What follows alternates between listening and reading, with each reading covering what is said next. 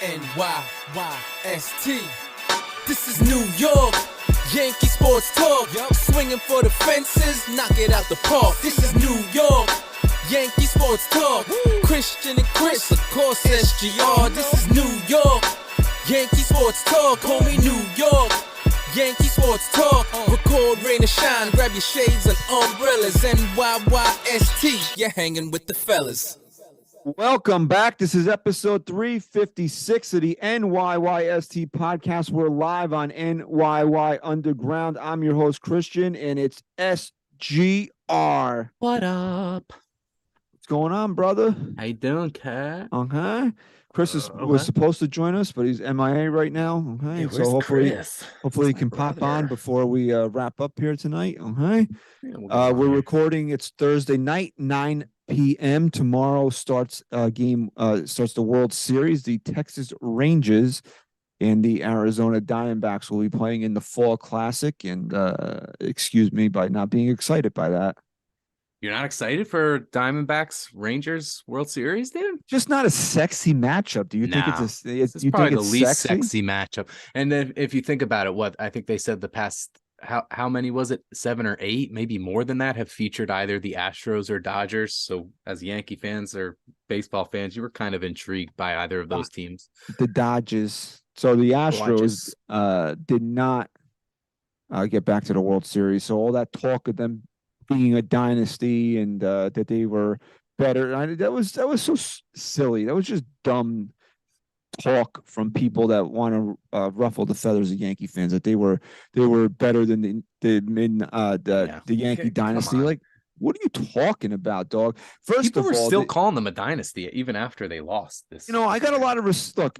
Obviously, we all know what happened in 2017, but I have a lot of respect for that organization just on a baseball level, dude. You can't dismiss the fact that they got to 7 straight league championship series. No, that's awesome. I mean, that's an impressive accomplishment. Definitely. I mean, if the Yankees got to the LCS in back-to-back years, you'd be doing fucking cartwheels in the street right now. Hell yeah. So, I mean, they went home up 3-2 and lost 2 straight, because that was a series where the road team won all 7 games. So it went 2-0, then 3-2, and then Texas took the last 2 there. And then in the other series, the Diamondbacks went to Philly down 3-2, and they managed to win games 6 and 7. And look, you're an Eagles fan. I'm not. Obviously, I'm a Giant fan, so I hate the Eagles, but I don't really hate Philadelphia, if that makes any sense. Okay.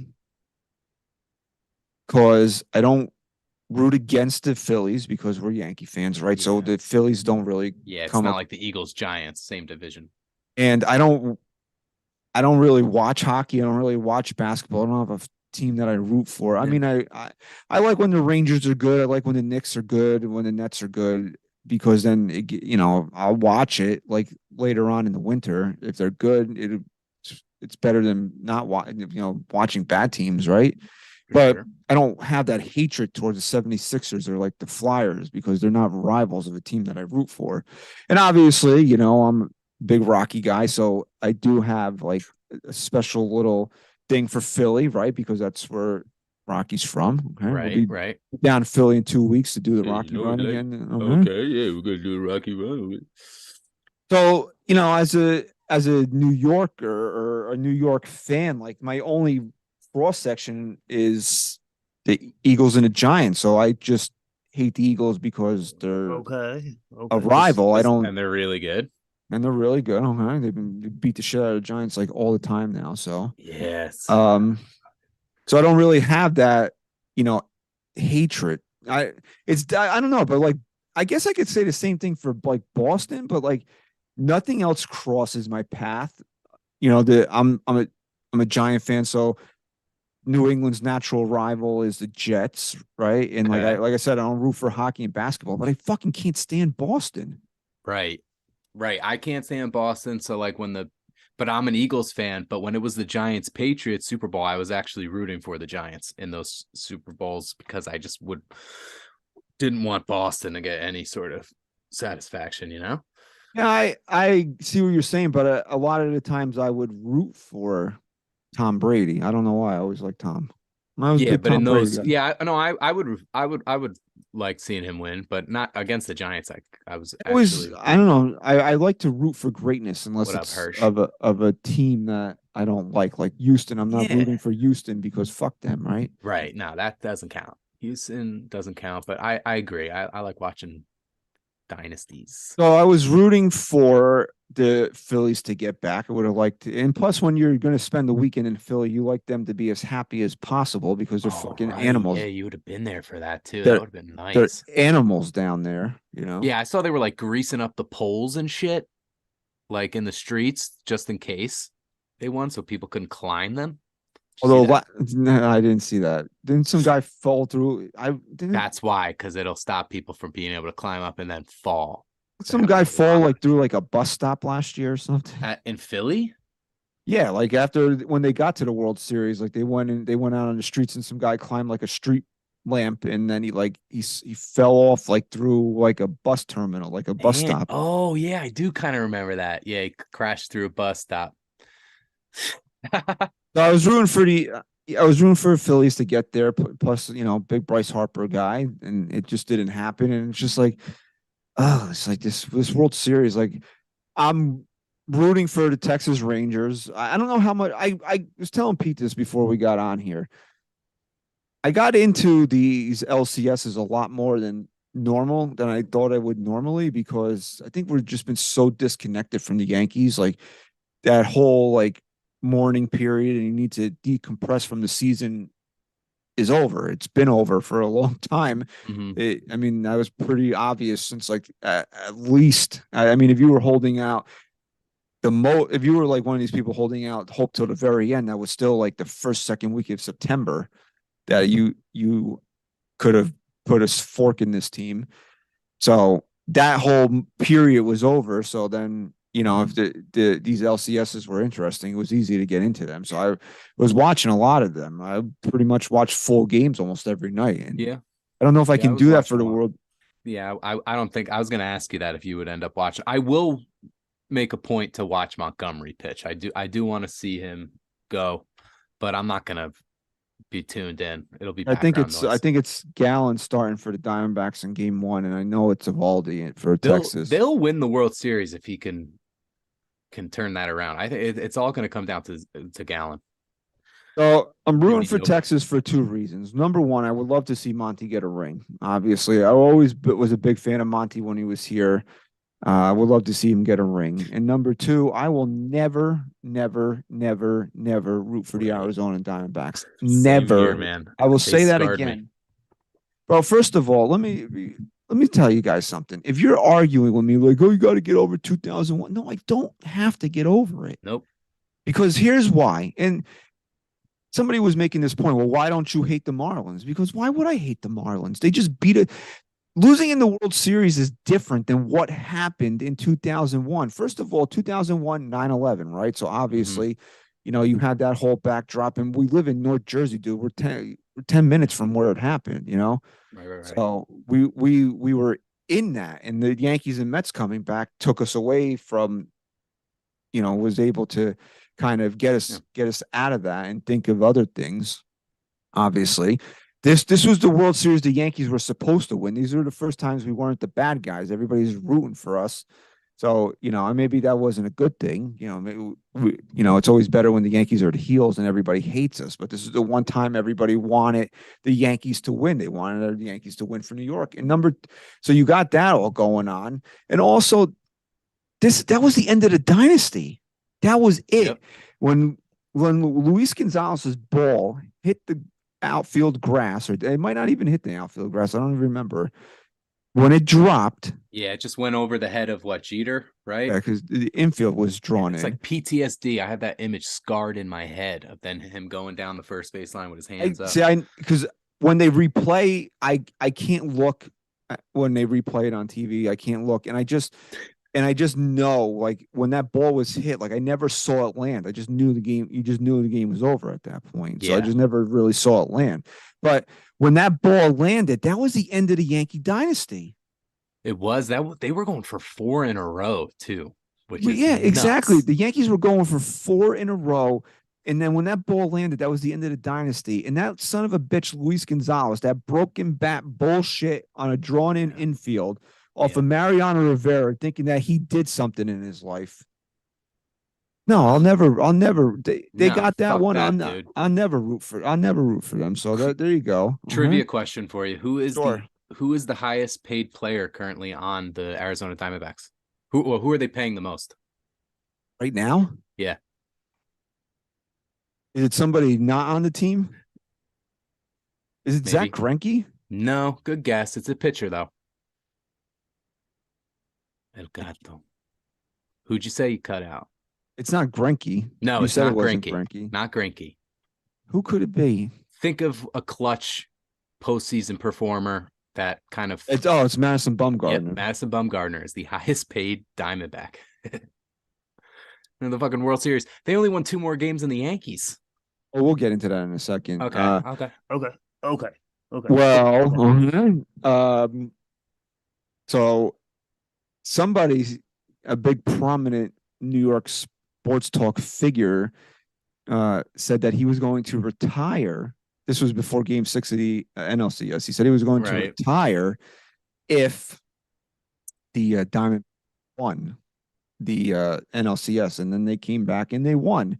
So Chris Russo was actually on the Howard Stern show after the morning after Game 7, and Russo and Stern said to Russo, said, "Listen, like we all know you're not going to retire, but you got to pay this bet off. Absolutely. Like you can't like not do anything. You just can't pretend it didn't happen." So Howard Stern suggested that he being Russo do something to his former partner. Talking Mike Francesa, of course. Yes. So I believe back in the studio, Pete has a phone call that we were able to get our hands on between Mike and Chris. If Pete can cue that up for us. Yeah. Play it, Pete. Okay. Is it gonna be a dry HJ? Okay. Will there be lotion involved?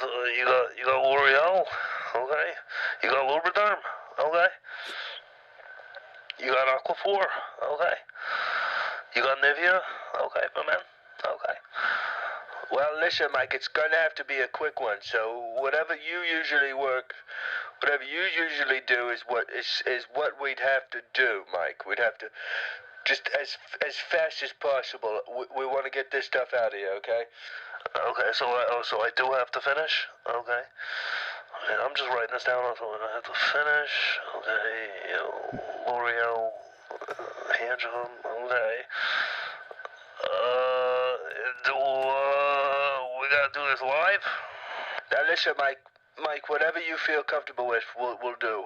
If you want to do it back at your place, if you want to do it on the set of Hot Take, we'll do it there. We'll do it on High Heat Live, right there on MLB Network. We'll do it even on Sirius XM. I think's the way to do it, Mikey. It's the best thing possible. There's no cameras in there. We'll just do it. We'll get over with, and we'll call it a day there, Mike. How's that sound? Okay. Okay, sounds good to me. You know, Mike, I'm surprised at how easy it was to convince you to do it. You didn't even question it. Wow. So we got to be on the lookout for this then? We'll just be, I guess, if they're going to do it on the radio show, it'll be like an audio. The listening. Interesting. Yeah, I know. I was surprised. I didn't think Mike. I really didn't think Mike would be the one that would go for it. Okay. Yeah, he was into it, man. Oh, he definitely. How many OKs at the end? Oh, okay.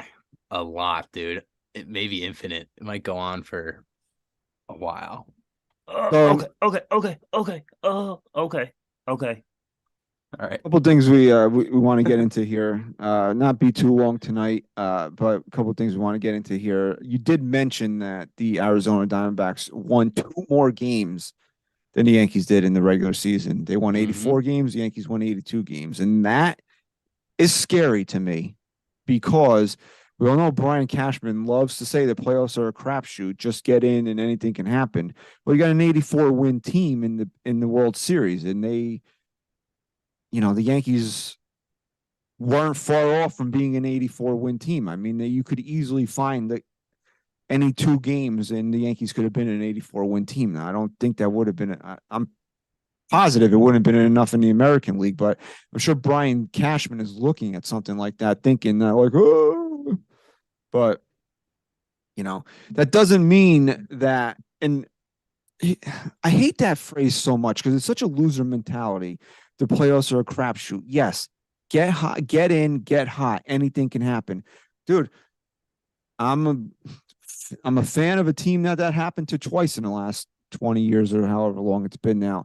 The Giants were not the best team in 2007. We all know that. They played an undefeated team in the Super Bowl, but they got hot and they won. And in 2011, they won 9 games in the regular season, but they got hot. They were 7-7. They got hot. They got in. They won.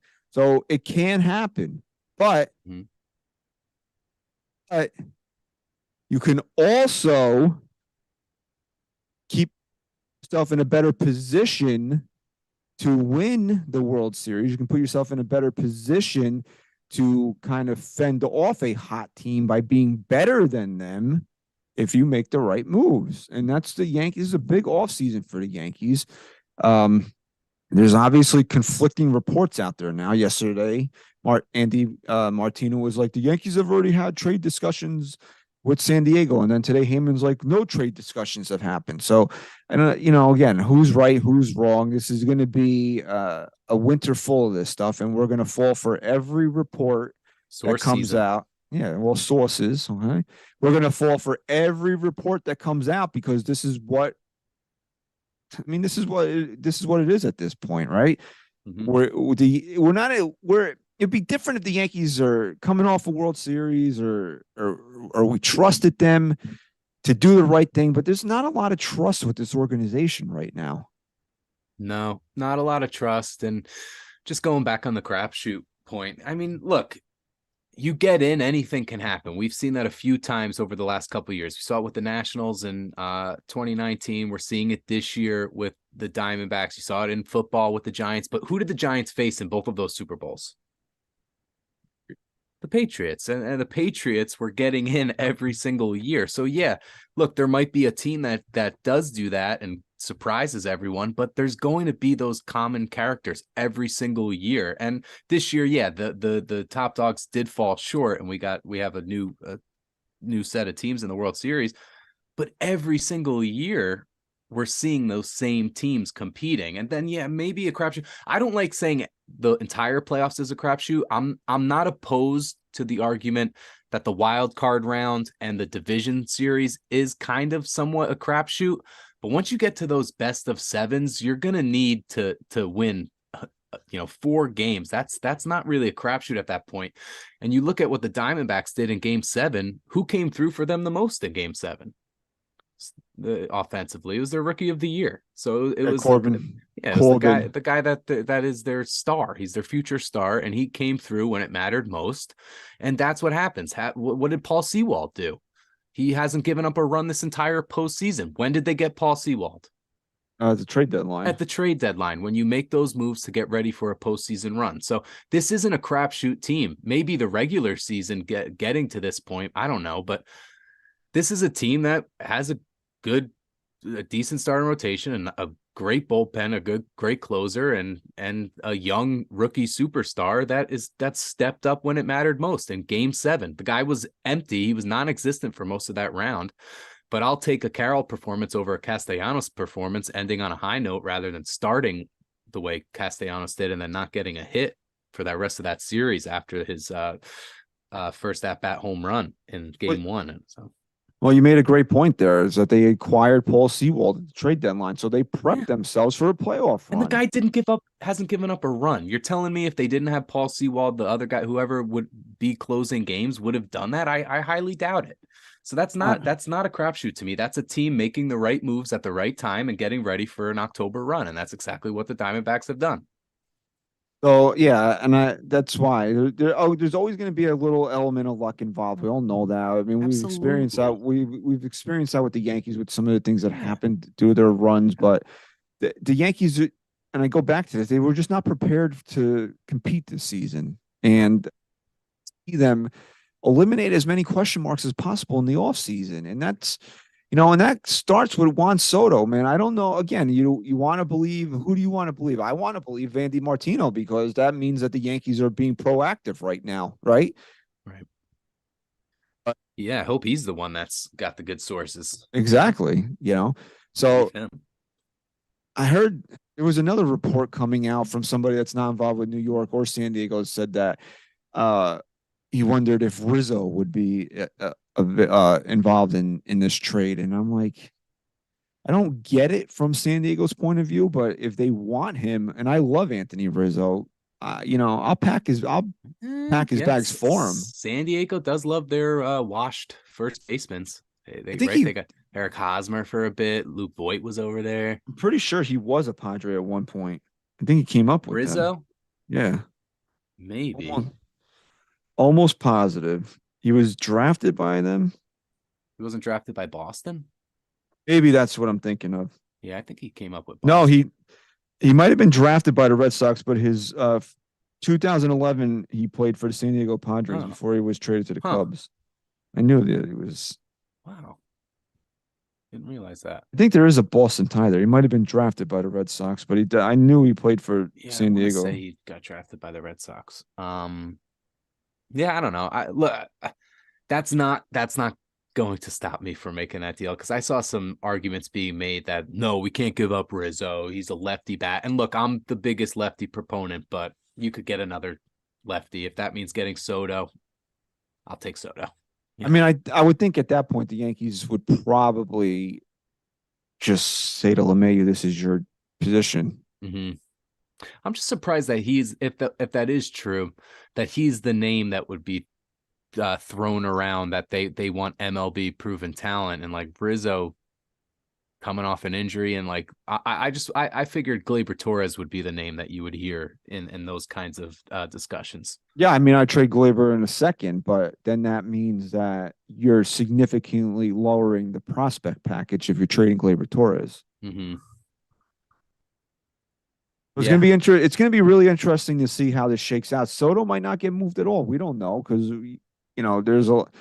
there's reports that they need to shed payroll. There's reports that there's conflicting reports saying that they're not looking to rebuild. So what are they trying to do? And I don't think the Yankees can really offer them anybody, maybe offensively, that allows them to compete if they move Soto, right? I mean, who could the Yankees offer the Padres that would allow them to still compete at a certain level?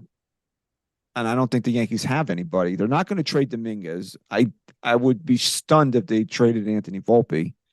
Yeah, and those would be the two real names. Peraza, I think I would also say he could be a nice component for a team. But again, if they have Machado and they have Bogarts, like, you're right, that left side of the infield there is don't need him. Is spoken for, Right, for sure. So it's going to be interesting to see. And, I don't want to knock Everson Pereira, because we haven't seen enough of him, but he doesn't look like a star, No, he didn't look like at this point as of right now, unless, so that's a guy I would be definitely looking to move, because I think he just has that failure written all over him for some reason. I don't know why. I don't want to be pessimistic about the guy. I hope he has a great career. I'm not rooting against him, but he's one of those guys that for some reason, not that he was super hyped, but you've heard his name for a few years now, know?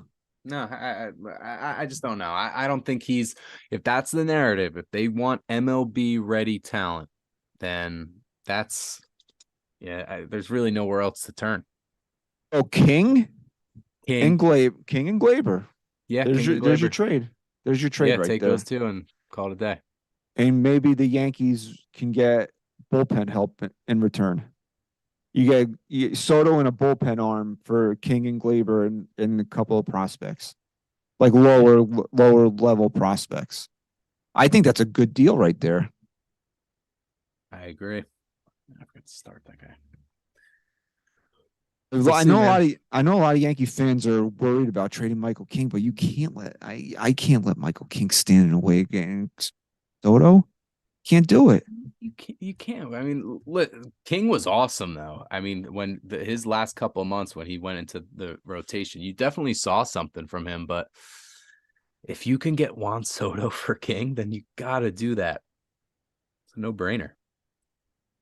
I don't know if what the Yankees' plans are for Gleyber Torres, and that's another thing that they really need to figure out in this offseason. They need to make a commitment to him one way or the other. Commit to him past this year, or cut ties and trade him. Mm-hmm. I've been pretty adamant about that. I just can't go into a season here where he has a potential to sit there and put you over a barrel like Aaron Judge did. True. Or have him walk out the door for nothing, because the guy has value. He had a really good season this year. You can get something for him, get something that you need to help you build a World Series caliber team. Yeah, and playing on a contract year would be interesting because there's kind of two sides to the coin. You can either have a year like Aaron Judge had, or you can have a year like Luis Severino had. So it's a risk on his end too. But I don't know. I don't think that they're really planning on signing him long term right now. I don't see them making that move right now. I think they'll wait until the last minute to re-sign him and let it be a bidding war. Yeah, then I don't think they're going to bid. No, I don't think so either. I just don't see him in their future plans.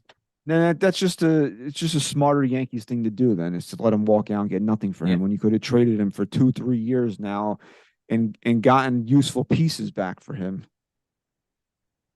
Smarter Yankees. No, and again, back to Juan Soto, man. There's no argument that anybody can make to me that will make me pause and be like, maybe we shouldn't. No, because Juan Soto is the guy, man. Like, this guy's going to be 25 years old next year. He hasn't even hit his physical prime. And I get it. And the fans against it are like, well, he's a rental. Okay. But you got to go for it at some point. And who else is out there? What other player can you acquire that you would really feel differently about the outlook of this team going forward, at least in 2024? Let's say he doesn't want to sign an extension and he goes into free agency at the end of the year. For next year, name me one player that the Yankees could acquire that could significantly change the fortune of the team. If he's out there, we don't really know about him too much quite yet. And I can't, and I know a lot of people want to counter with, why don't you get Ohtani? I don't want Ohtani, man. And it's not even because of the whole rules that he had coming over here. And I do think he's a huge diva, and I don't think that he would really flourish well here in New York, being a Yankee. But the guy's coming off a second Tommy John surgery. You're gonna have to pay him $500 million, and he's not even gonna do the one of the things that makes him special. And he's another DH. He can't play the field.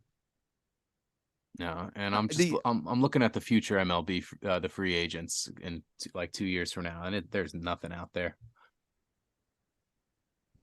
I mean, what are you going to pay $50 million a year to a DH, essentially? Right.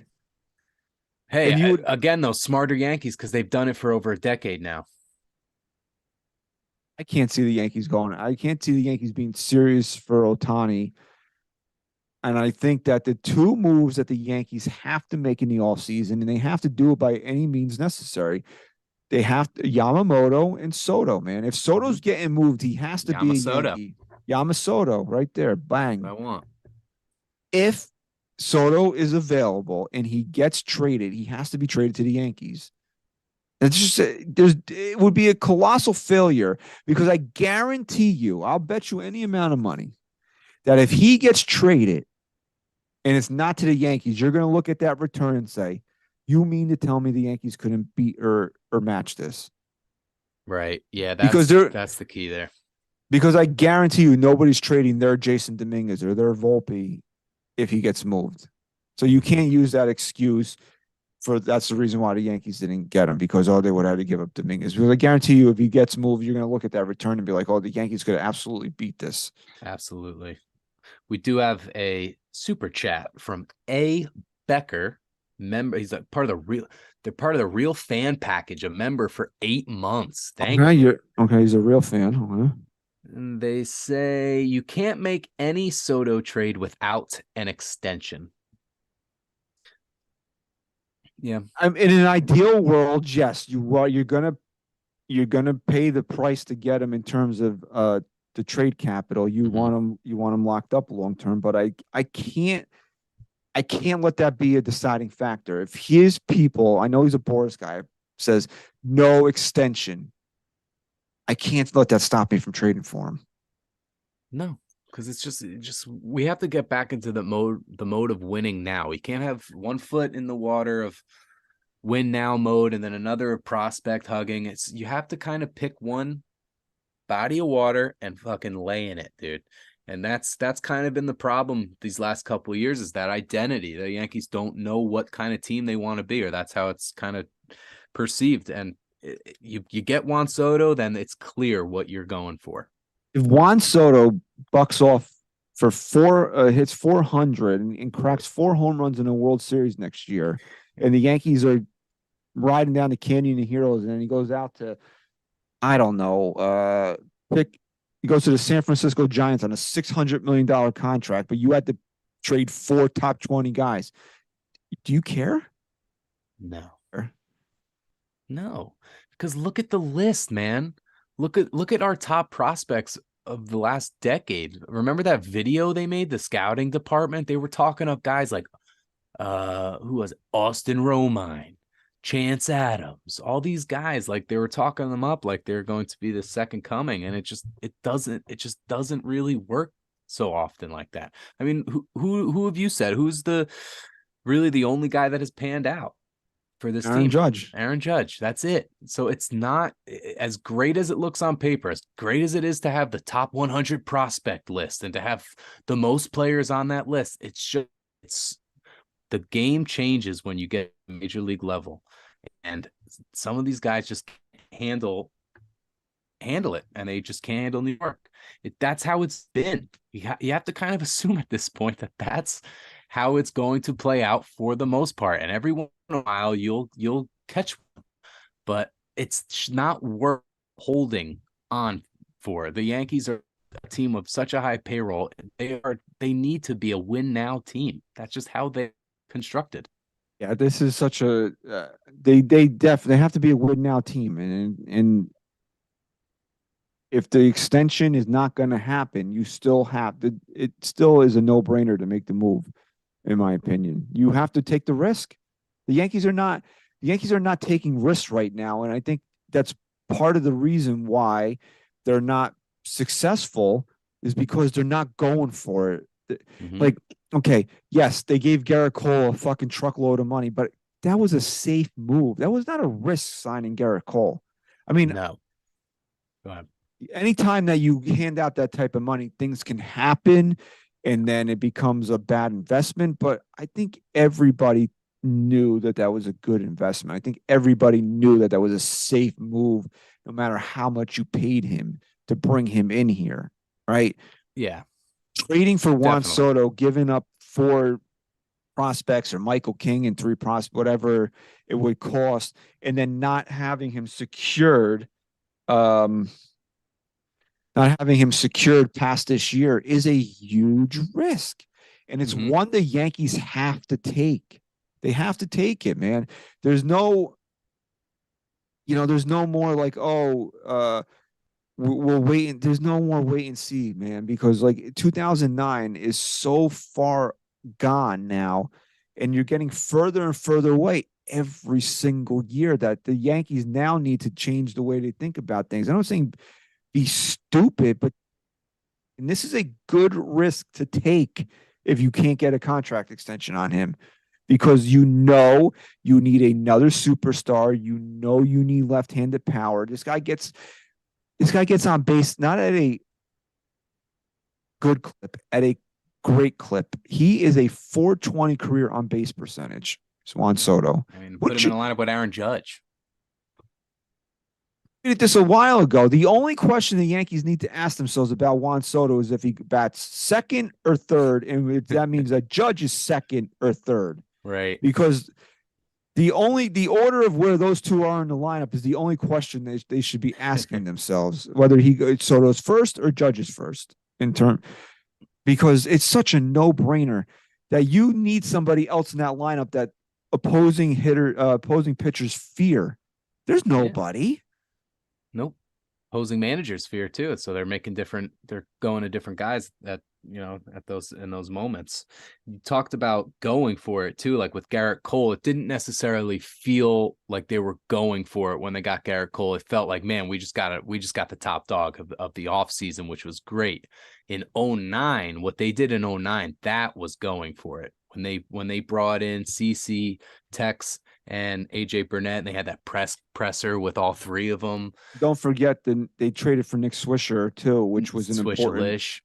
No, they made 4 key additions in the offseason in 2009. Yeah. So yeah, I mean, that's going for it. You need. I'm not saying you need to get 4 guys, but Yamamoto is that you heard it here first. Okay, when people start saying it, you heard it here first. Yep. Yamamoto needs to happen. It does. We need Yamamoto.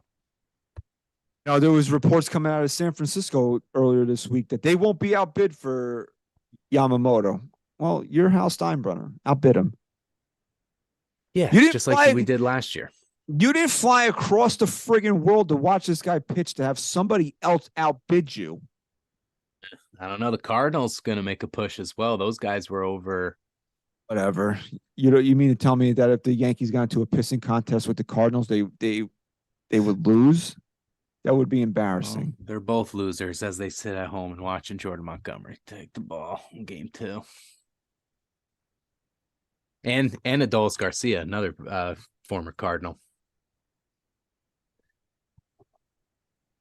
So, speaking of former Cardinals, Tino Martinez was a former Cardinal. Right? I did know that. I bring that up is because earlier this week, Sean Casey announced on his podcast that he will not be returning as the hitting coach for the Yankees, which it sounded like it was a personal decision. Maybe something's going on with his family, so you hope everything's okay. He talked about it on his podcast. He kind of just wants to go back to what he was doing and being home with his kids that are growing up. I think one was like 17, one was a little younger. He just wants, I think, just spend time with his family. Which is good, you always want to spend time with the kids, okay? Because that time you never get back. Yeah. I would have liked to have seen Casey come back. I think that he did. The Yankees on base percentage was a lot higher with him than it was with Matt. I want to call him fucking all the time. Who? What? I call him. I don't know why I always call him Matt Dillon. Dylan Lawson. You're just a big Matt Dillon fan, dude. You're fucking. I'm a Matt Dillon. I'm a Matt Dillon guy. Okay. Yeah, he's not bad. I read that book 3 times. Damn, dude. Who wrote it? S.E. Hinton. Yeah, S.E. Hinton. I knew that. I love the Outsiders. Did you read the sequel? No, I didn't know. Honestly, I didn't know there was a sequel. I don't even know if it's a sequel. It's just like I don't even know. But I think it takes place in the same fucking world or some shit. I think there's some characters that come back. I don't know. Gotta say, the movie extremely disappointing. I loved the movie, but I never really sat down and read the book, so guess it didn't translate too well. Oh, and then I read the books. I just don't remember. I think I saw the movie first. And then I saw it a long time ago. And then recently I was like, well, look at all these people in this movie, right? All the big name actors. Dude. I was like, maybe I'll have a better appreciation for it because now I have a better appreciation for the actors in this movie. Still didn't like it. Damn, dude. You got the Karate Kid in there, Mighty Ducks head coach, Tom Cruise. Patrick Swayze. Dylan. Crazy Swayze. But anyway. Thomas Howell. Uh-huh. Back on point here. So the Yankees need a new hitting instructor, right? And I would, and again, this is not an original thought, but Pete tweeted it, and I love it. I love the idea of Tino Martinez being the hitting instructor for this team. I wouldn't hate it. And he has experience, I think, right? And I think he was on. Was he with the Marlins at all when Jeet? Yeah, Was he there? was. He was. So I mean that's cool, and he has winning experience. He's part of that dynasty, so I wouldn't be opposed to that. I also don't really care who they get. I think that this problem is bigger than whoever they bring in. And I agree with that, but I don't. And if Chris was here, he would have said the same thing. But I don't want Yeah, to. I don't really it. want At to. the end of the day, I don't. I don't because that's such. I don't want to say it's a cop out answer, but it's the answer that we all know. So like, I want to just discuss something without. Like, nothing's going to. We get it. I get it. I get it. I get it. Sure. Huh? So then, who is the guy then that can bring the most out of these players? What is Tino Martinez going to do that's going to bring the most out of the players? Well, the reason why I love the idea of Tino Martinez so much because it checks a lot of it pretty much checks all the boxes for me. Number one, he has major league experience, and it's not like he had a cup of coffee. He was a very good Major League Baseball player, so he can, and he thrives in big moments. So he can sit there and speak to these guys about how to based on experience, right? And I think that's important. And again, I'm somebody that praises Matt Blake, and I know Matt Blake didn't pitch at the major league level, but still, for this, like, I can't have two of those guys. One is fine, not two. Also, I think the Yankees need to tap into their past a little bit here and bringing in somebody from that dynasty, putting them on the coaching staff is not only going to, bring a winning culture back around. There's as we love all these, some of these guys like Garrett Cole and Aaron Judge, but they're not, and I don't mean this like that they suck and they're losers, but they're not winners. They haven't won anything. So I would love to see somebody around them that every day that has won and can speak to what it means and to be a winner and be a champion in New York. And I don't think he's going to be handing out cupcakes and juice boxes with Aaron Boone. I think he's going to be a little bit tougher and be, and be a more hard-nosed type of guy. And again, what's that going to mean if Boone is a softie? Well, one of the things we've been hearing, and I was hoping that Hal Steinbrenner would have had his year-end press conference already, because I think it was Saturday or Sunday. I read Bob Klapich's article, and he said that Steinbrenner was expected to speak soon. It could have been this week, or he might wait till the end of the World Series. Well, obviously now it looks like he's going to wait till the end of the World Series. So, because I wanted to sit here and discuss what he had to say. But one of the things that was coming out is from those meetings that they had a few weeks ago is that Hal wants Boone to be tougher. Right. So then maybe you bring in Tino. Maybe you bring in Tino not as the hitting. Maybe if you want an enforcer in there, you get Boone, a guy like Martinez or somebody of that ilk, to be his bench coach and let him. Let's think about this for a second, because Tino is not a softie.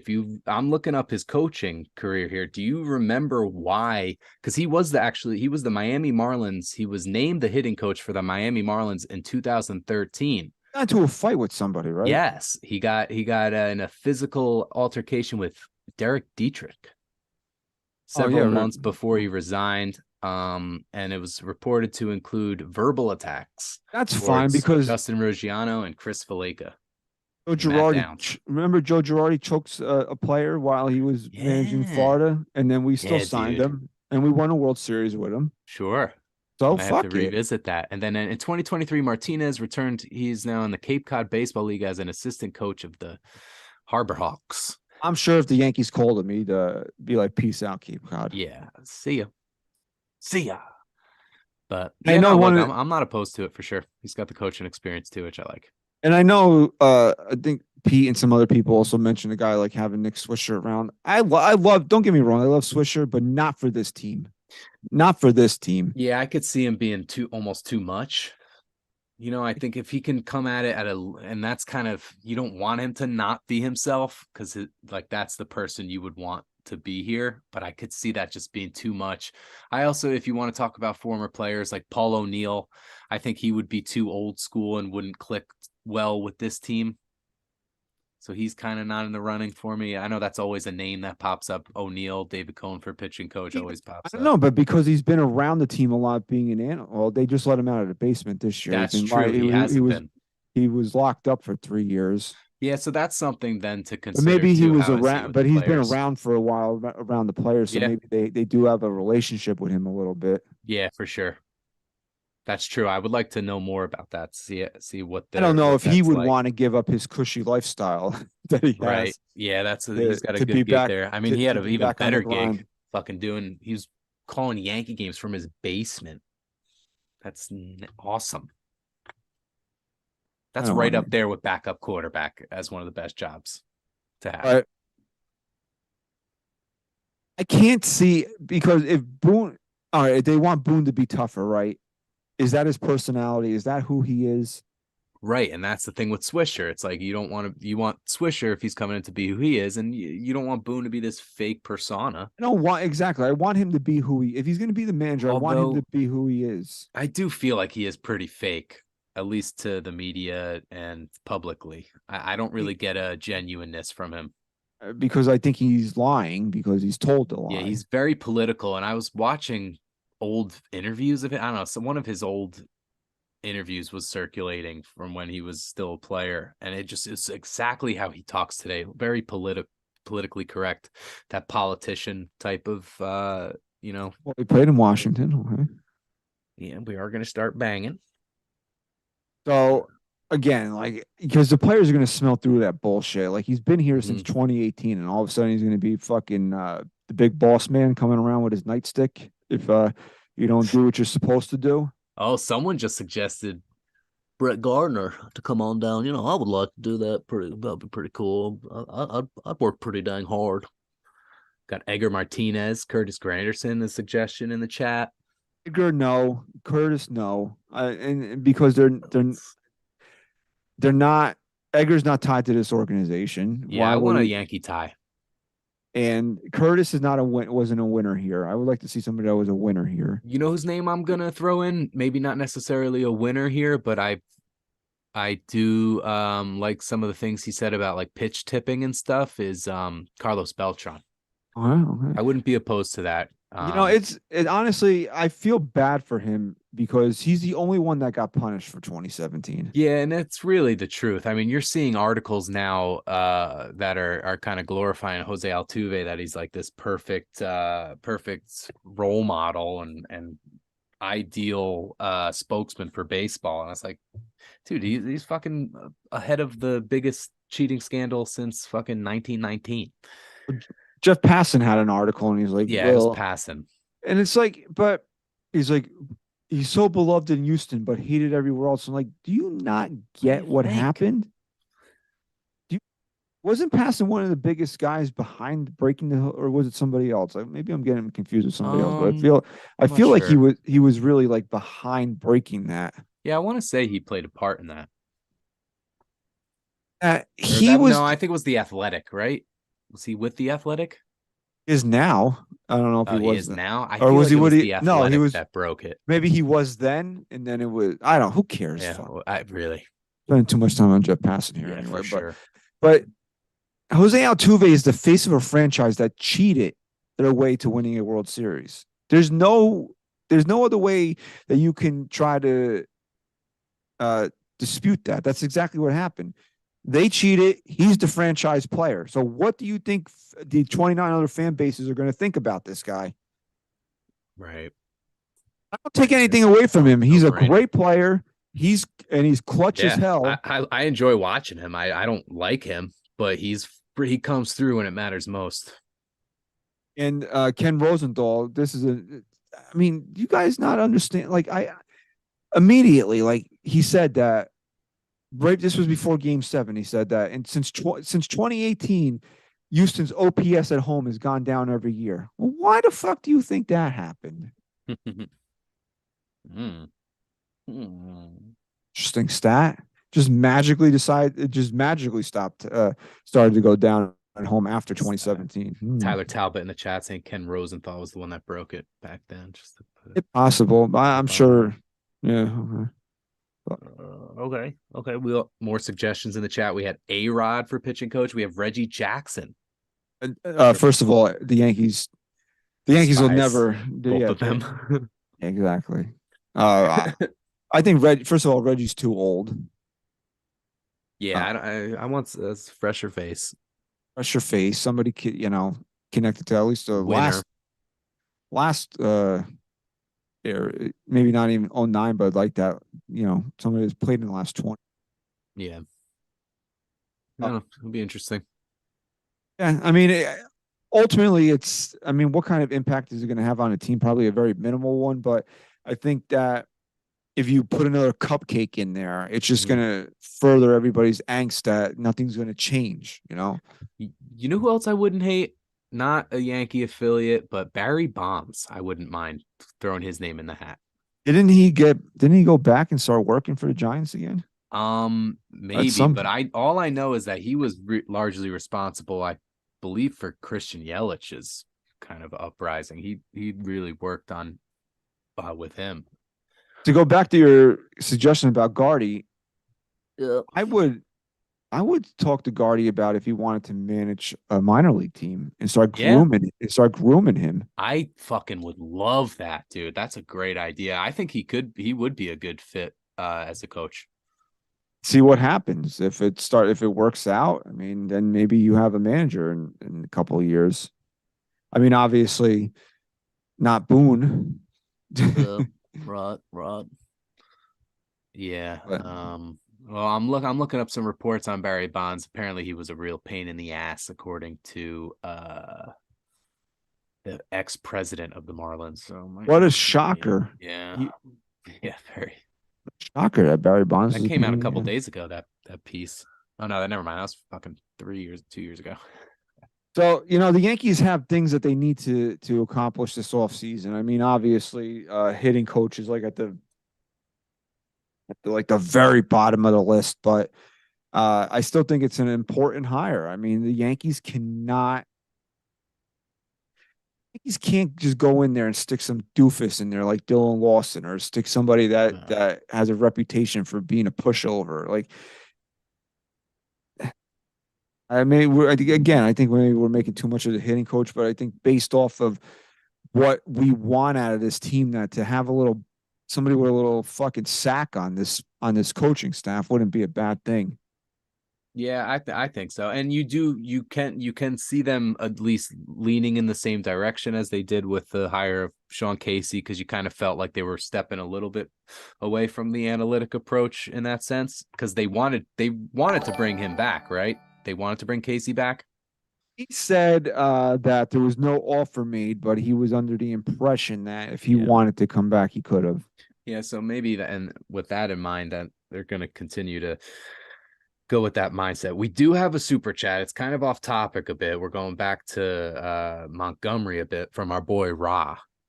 All right. Yeah, this is for you, Christian. Okay. Ra is asking, Christian, before the Monty trade was made, were you totally fine with the Yankees keeping Monty? Or keeping him for these last 2 years? Mm-hmm. He's like Monty. I would have been certainly okay with them keeping him these next 2 years again. I've always been a big Monty guy, man.